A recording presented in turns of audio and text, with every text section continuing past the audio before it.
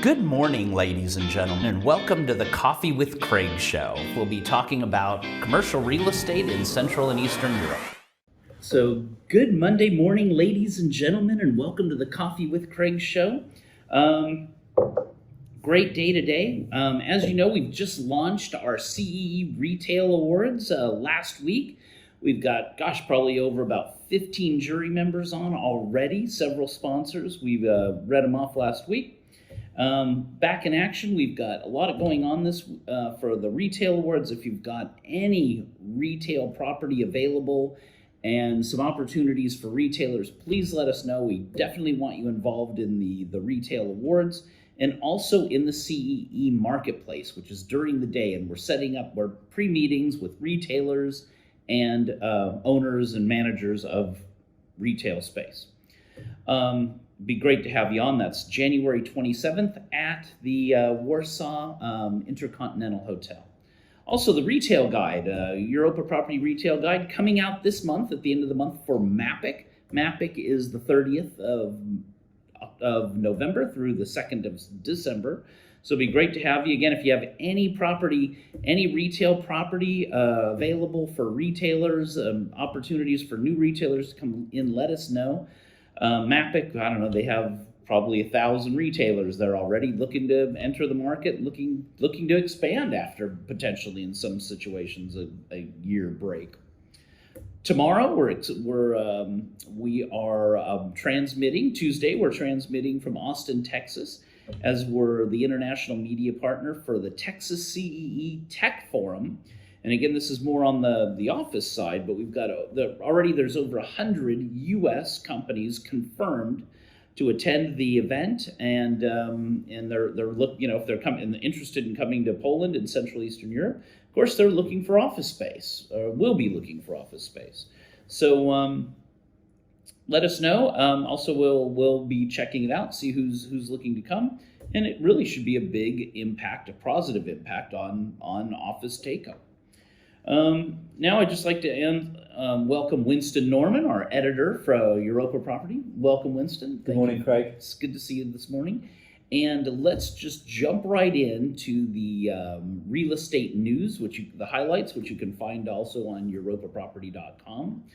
Winston, let's take a little break. We'll come right back to the news. Ladies and gentlemen, join us for the 14th Annual Europa Property CEE Retail Awards. With over 100 expansion directors attending and the most active owners of shopping centers, retail parks, and big box retail, and they're ready to do deals. This event is not to be missed. During the day, we have our retail marketplace, which focuses on deal-making retailer presentations and the CEE Retail Forum. Then in the evening, our big retail awards gala, which starts at 7 and finishes late into the evening.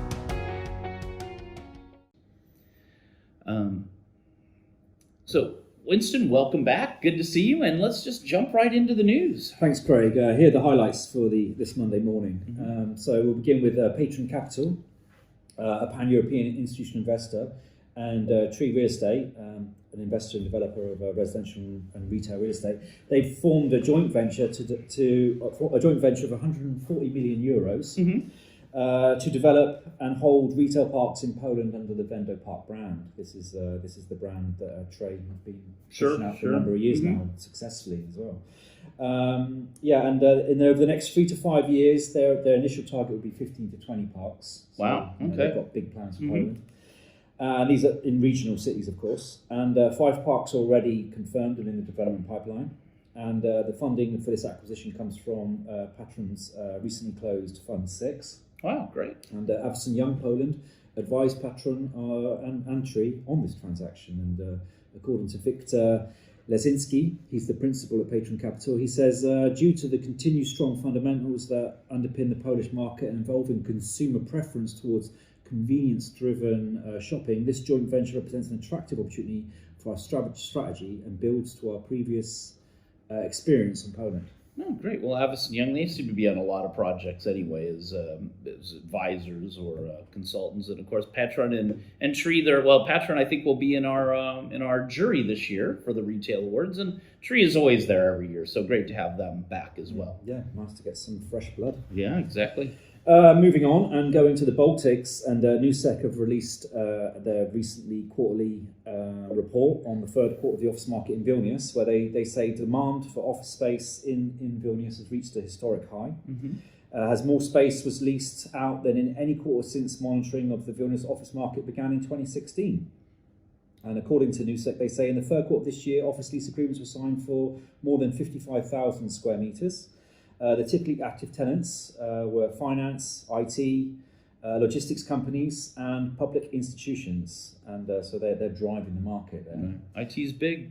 Taking a lot of office space. They do. And total vacancies on the Vilnius office market shrank from 6.6% to 5.3% in the third quarter.